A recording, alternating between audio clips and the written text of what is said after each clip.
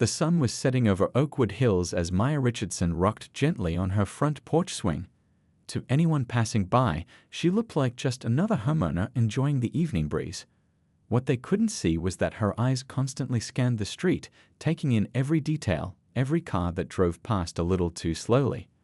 Maya wasn't just any homeowner. After 15 years with the CIA's domestic operations team, she knew how to blend in perfectly. Her simple cotton dress and casual flip-flops gave no hint that she could disable an attacker in 3 moves or that she carried a hidden communication device that looked like an ordinary fitness watch. She sipped her lemonade, watching a jogger pass by. That was Thompson, one of her team members, making his evening round of the neighborhood. A teenager walked a golden retriever across the street. That was Patel, another operative. They nodded slightly to each other, a signal that the perimeter was secure.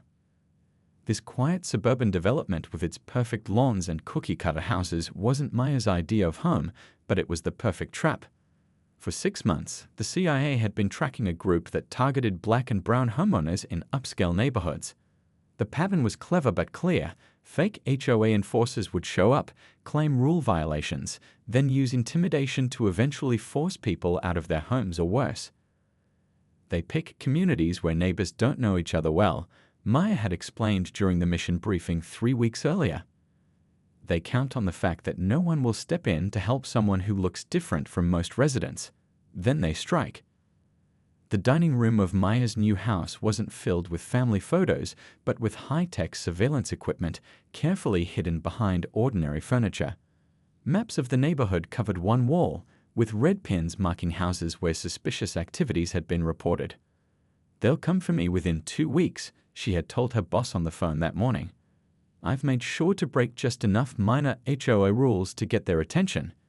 Garden gnome in the front yard, wind chimes that are technically too large, and flowers that aren't on the approved plant list." Maya checked her watch, almost time for her evening call. She walked into the kitchen, poured another glass of lemonade, and touched a hidden button under her kitchen counter. A secure line opened. "Report," came the voice of her team leader. "No contact yet, but the community Facebook page has a new post complaining about certain new residents who don't respect the rules. It's begun. Team status." Maya glanced out her kitchen window. "All in position. Cruz is posing as the mail carrier and has mapped all security cameras in the area. Rodriguez has landscaping contracts for 3 houses with direct sightlines to mine. Patel has made friends with half the neighborhood walking that dog. And Thompson has joined the actual HOA board as the secretary. Backup team. 5 minutes away, on standby. We've got remote triggers placed at all entry points to the neighborhood."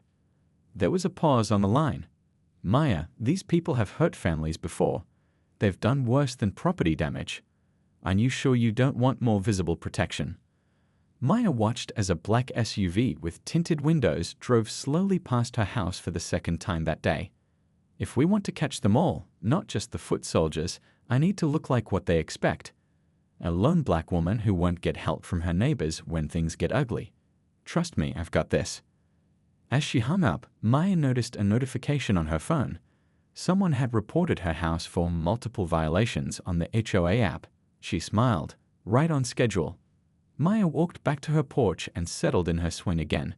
To prepare for what was coming, she placed a small stack of official-looking documents beside her, property deeds, HOA bylaws, and hidden among them, her CIA credentials. In her 15 years of service, she had faced down terrorists and crime lords. A bunch of fake HOA cops didn't stand a chance. The black SUV appeared again, driving even slower this time. Maya pretended not to notice as it parked down the street. 2 men in poorly fitted uniforms stepped out. The game was about to begin. 2 days later, on a sticky Tuesday afternoon, Maya sat on her porch reading a mystery novel. The humid air made her cotton shirt cling to her back. She had deliberately placed a colorful garden gnome next to her steps that morning, a small, smiling figure that clearly broke the HOA's rule against non-approved lawn ornaments. The black SUV she'd spotted earlier pulled up across the street. 2 men stepped out, adjusting their belts importantly as they crossed toward her house. One was tall with a buzz cut, the other shorter with a round face. Both wore cheap uniforms with patches that read Oakwood Hills HOA Enforcement. Maya turned a page in her book, pretending not to notice them until they reached the bottom of her steps. She looked up with a practiced expression of mild surprise. "Good afternoon," she said pleasantly. "Can I help you?" The taller man looked down at her, not bothering to smile back. "Ma'am, I'm Officer Wilson, and this is Officer Bryant. We've received complaints about non-compliant items on your property." Maya noticed right away they weren't wearing proper identification badges. Real HOA representatives always carried ID cards. She also spotted the bulge of something that looked suspiciously like a weapon under the shorter man's jacket, definitely not standard for HOA personnel. "Oh? What seems to be the problem?" Maya asked, setting her book aside. The shorter man pointed at her garden gnome. "That decoration isn't on the approved list. We're going to need you to remove it immediately." Maya stood up slowly. "I don't recall seeing anything in the welcome packet about garden gnomes being prohibited. Could you show me that rule, please?" The men exchanged quick glances. The taller one pulled out a folder and fumbled through some papers.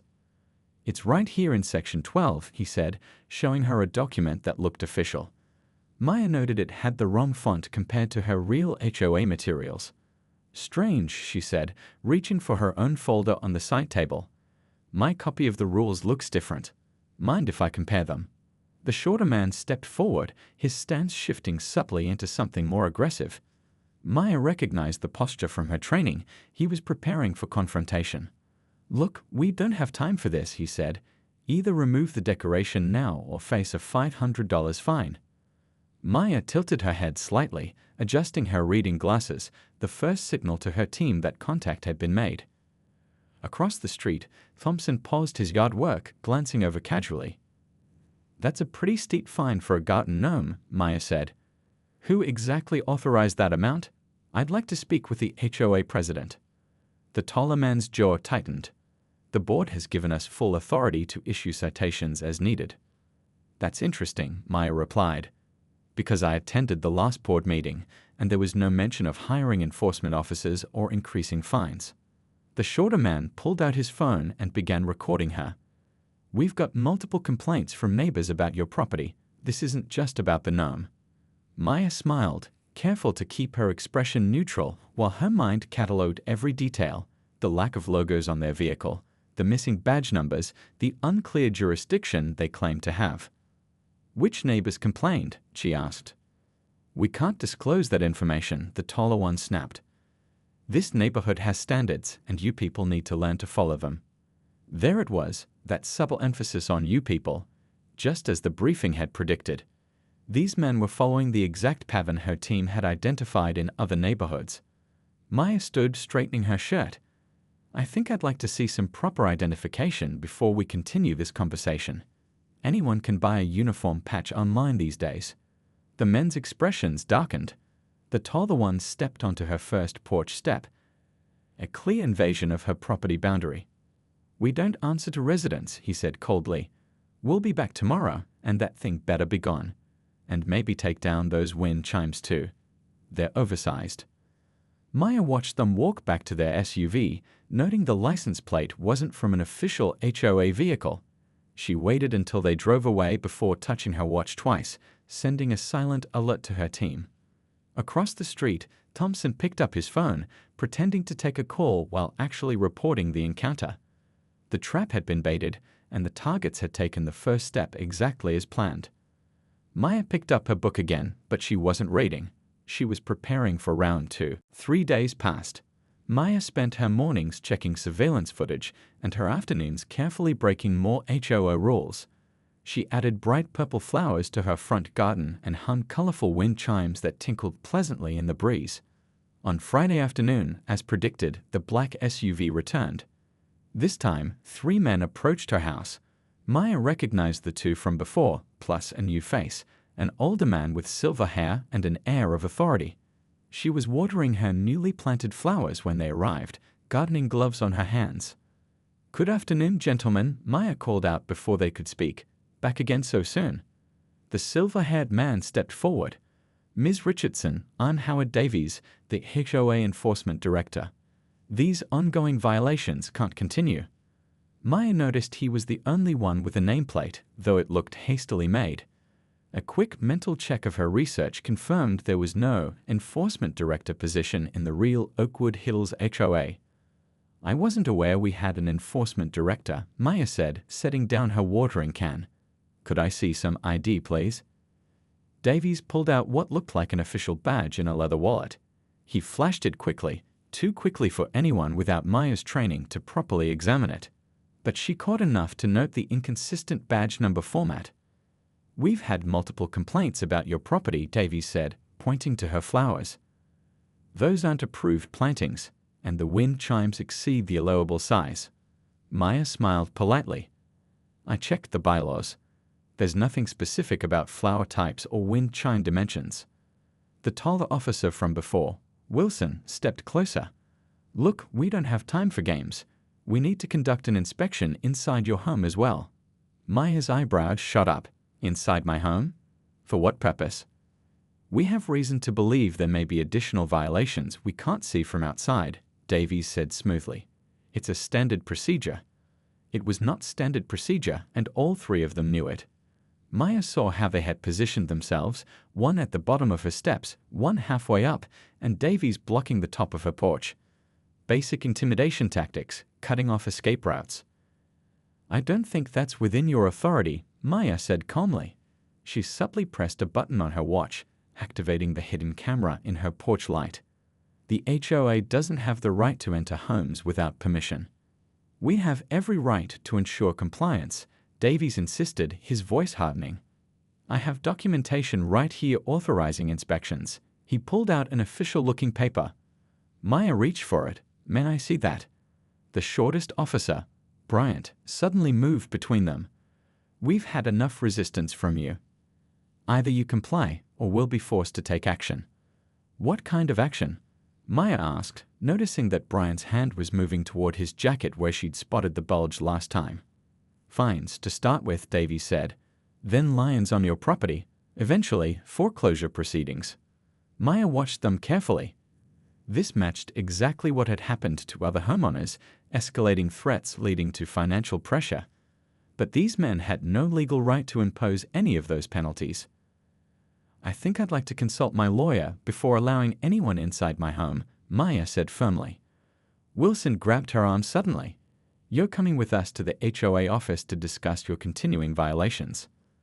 The touch was firm, just shy of painful, a calculated move to induce fear without leaving marks. Maya could have broken his grip with a simple move, but that wasn't part of the plan. Not yet. Instead, she pulled back just enough to make it clear she wasn't willing. Take your hands off me. You have no right to touch me. We have every right, Davies said coldly. This community has rules, and we enforce them. Maya looked into his eyes and saw what she was looking for, not just fake authority, but real malice. These weren't just scammers. They were dangerous. She dropped her gardening gloves, the second signal to her team. Across the street, Patel appeared with his golden retriever, phone in hand, seemingly taking pictures of his dog, but actually capturing images of the confrontation.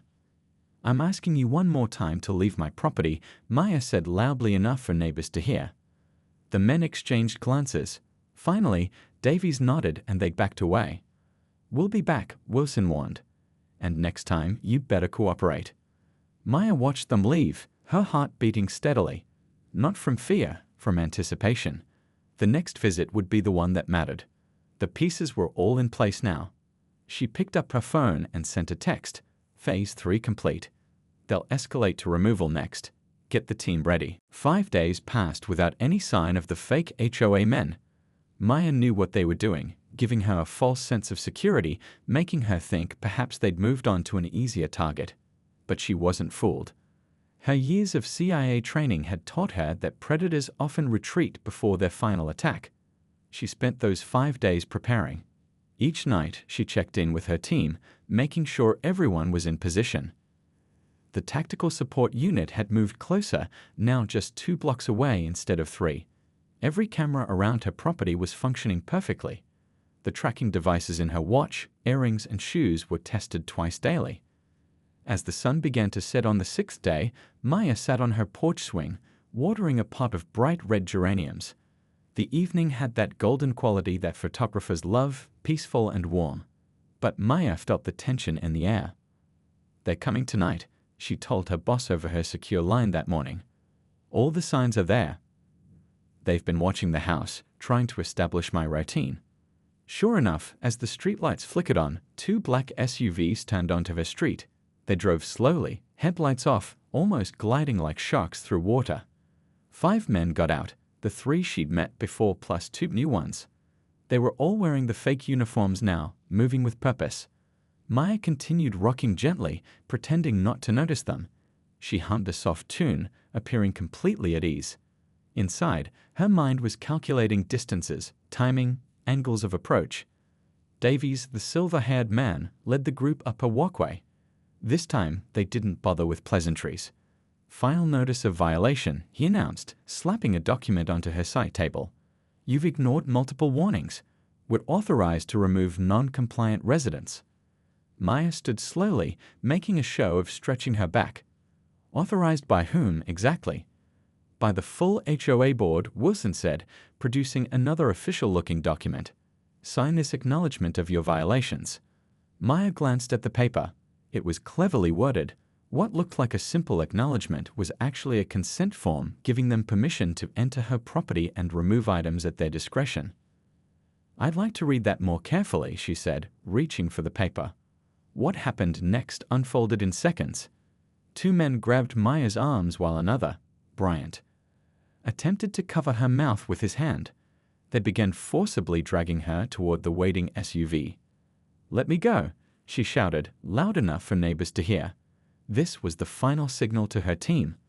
Maya could have fought back immediately, could have disabled all 3 men holding her in under 10 seconds, but that wasn't the plan.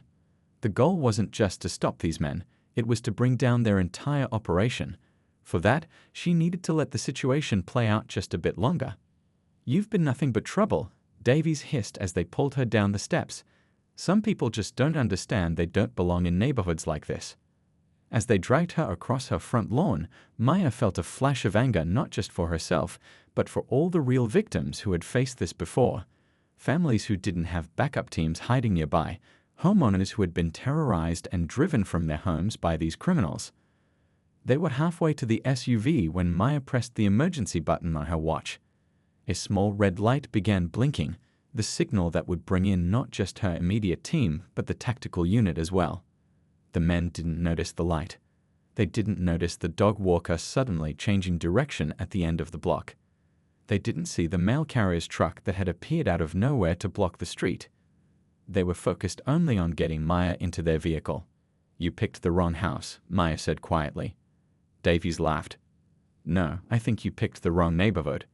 Maya smiled for the first time, not the polite smile she'd been using, but something harder, more confident.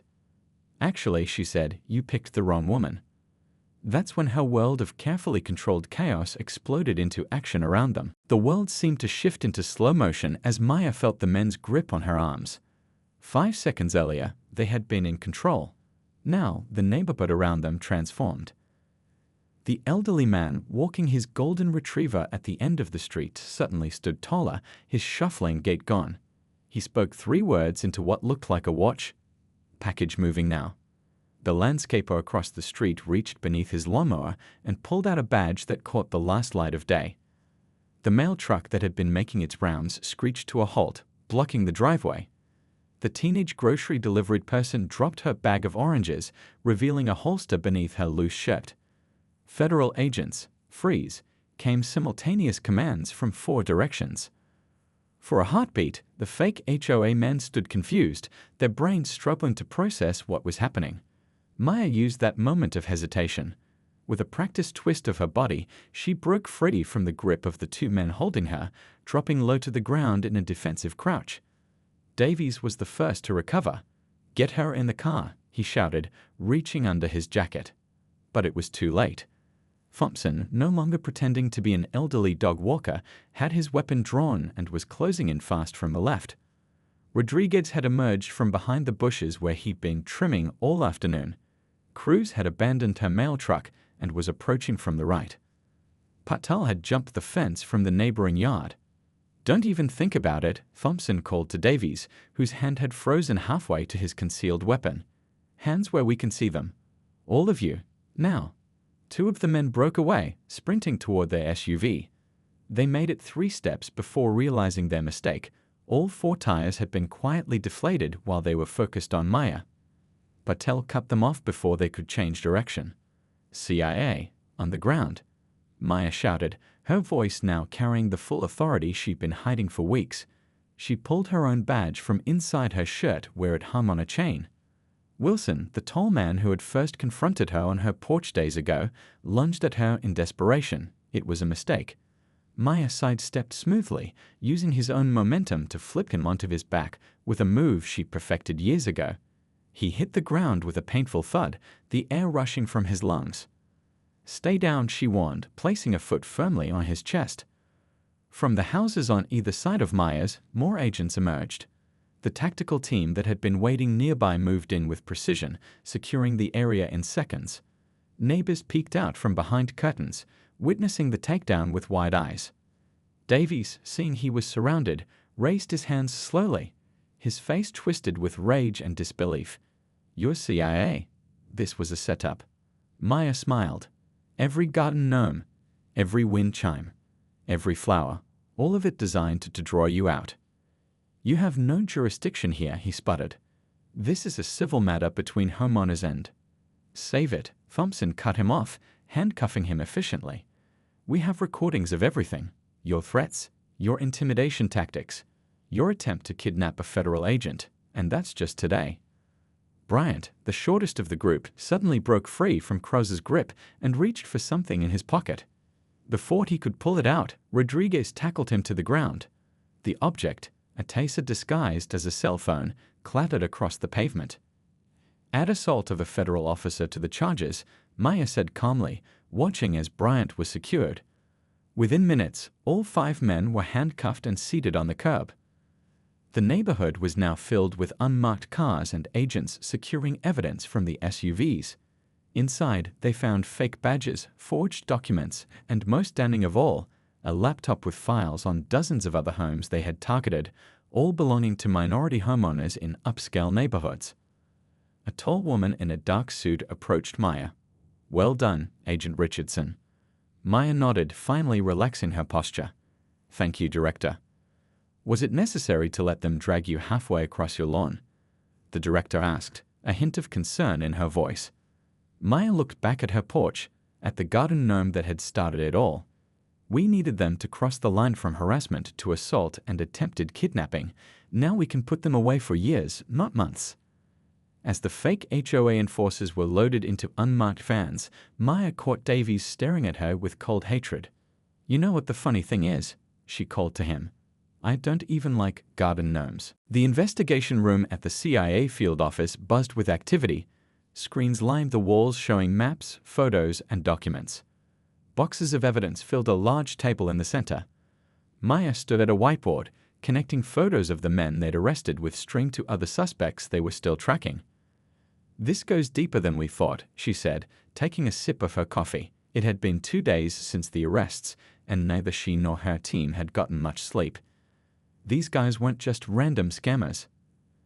They're part of something bigger. The laptop they'd confiscated from Davies' SUV had been a goldmine of information. Tech specialists had cracked the passwords within hours, revealing hundreds of files on targeted homes across 12 states. Director Chen walked in, carrying more files. The FBI just sent over these cases, same pattern in Atlanta, Phoenix, and Detroit. Minority homeowners in upscale neighborhoods targeted by fake HOA enforcers.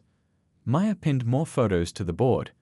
What we're seeing is a 3-stage operation, she explained, drawing a diagram. First, intimidation through fake violations. When the homeowner pushes back, they escalate to threats of fines and legal action. If that doesn't work, they move to forced removal. Thompson, who had played the elderly dog walker, pointed to one of the screens. What happens after they remove the homeowners? Maya clicked a remote, bringing up property records. That's where it gets interesting. In 78% of cases, the homes were sold within 3 months to shell companies. The deeds were transferred using forged documents. Then the properties were quickly flipped for profit. So it's a real estate scam? Cruz asked, frowning at the data. Partly, Maya replied. But look at the pattern of which homeowners they target. She displayed a map showing all the affected neighborhoods. These aren't random choices. They specifically go after minority homeowners in areas with low diversity rates. Because they're assuming neighbors won't intervene, Rodriguez said, understanding dawning on his face. Exactly. They're counting on the isolation factor. If a black or brown homeowner is being harassed, how many predominantly white neighbors will step in to help? How many will even notice? They're exploiting racial dynamics for profit. The room fell silent as the full scope of the operation sank in. Director Chen broke the silence. How many families have lost their homes to these people? Maya's expression hardened. At least 200 that we can confirm. Probably more we haven't traced yet. She played a video interview with a previous victim, a nurse from Chicago who had been forced out of her home by similar fake HOA enforcers. They kept coming back, day after day, the woman explained, tears in her eyes. My neighbors watched it happen and did nothing. I called the police, but they said it was a civil matter. Eventually, I was too afraid to stay. Thompson shook his head in disgust. These aren't just scammers. They're terrorizing families. Maya nodded grimly. And they've got connections. Look at this. She brought up emails found on Davy's laptop showing communications with property assessors, county clerks, and even police officers in various jurisdictions. They couldn't pull this off without help from people inside the system. Patel, who had posed as the teenage delivery person, pointed to a name that appeared repeatedly in the emails. Who's Lawrence Whitfield? Maya pulled up a photo of a distinguished-looking man in an expensive suit, real estate developer with connections to a dozen investment firms, and look who he plays golf with. She showed a picture of Whitfield on a golf course with several well-known business figures. The money trail leads back to him, Maya continued. These fake HOA goons are just the foot soldiers. Whitfield and his partners are the ones profiting from driving minority homeowners out of valuable neighborhoods. Director Chen looked at the evidence with a determined expression. This isn't just a housing scam. It's organized criminal activity with hate crime elements. She turned to the team. We need to move fast. How many of these operations are active right now? Maya pulled up a map with red dots blinking across it. At least 16 that we can confirm. We don't have enough agents to hit all those at once, Thompson said, looking worried. Maya's eyes gleamed with determination. We don't need to. Davies and his crew gave us everything we need to go straight to the top. We're going after Whitfield. 6 months later, Maya stood at the back of a crowded courtroom, watching as the judge prepared to announce the verdicts. The trial had lasted for weeks, with testimony from dozens of victims, experts, and former accomplices who had turned state's evidence. In the defendant's box sat Lawrence Whitfield, looking much less distinguished than he had in his golf course photos. Next to him were Davies and 15 others involved in the scheme, fake HOA enforcers, corrupt county officials, and real estate partners. Their expensive suits couldn't hide their nervousness as they awaited their fate. All rise, the bailiff called out. The judge, a stone woman with silver-streaked hair, looked directly at the defendants. In the matter of United States versus Whitfield et al., this court has reached its decision. Maya held her breath along with everyone else in the room. This case had consumed her life for nearly a year, from the initial intelligence gathering to her weeks undercover in Oakwood Hills to the months of investigation that followed. On the counts of fraud, racketeering, conspiracy, intimidation, and civil rights violations, this court finds all defendants guilty. A wave of emotion swept through the courtroom. Families who had lost their homes hugged each other. Some wept quietly. In the press section, reporters rushed to file their stories. The defendants will appear for sentencing next month, the judge continued. Until then, bail is revoked. They will remain in custody. As the defendants were led away, Whitfield caught Maya's eye. His face twisted with hatred, but she met his gaze steadily until guards escorted him out. Outside the courthouse, Maya joined Director Chen for a press conference. Cameras flashed as the director explained the significance of the case. Today marks a milestone in our fight against housing discrimination, she said. This criminal enterprise targeted hundreds of minority homeowners across the country, using intimidation and fraud to drive them from their rightfully owned homes. When asked how the scheme was uncovered, the director gestured to Maya. The credit goes to Agent Richardson and her team, who spent months building this case, including time undercover in targeted communities. Maya stepped forward, speaking clearly into the microphones. What made this scheme so effective was its exploitation of isolation.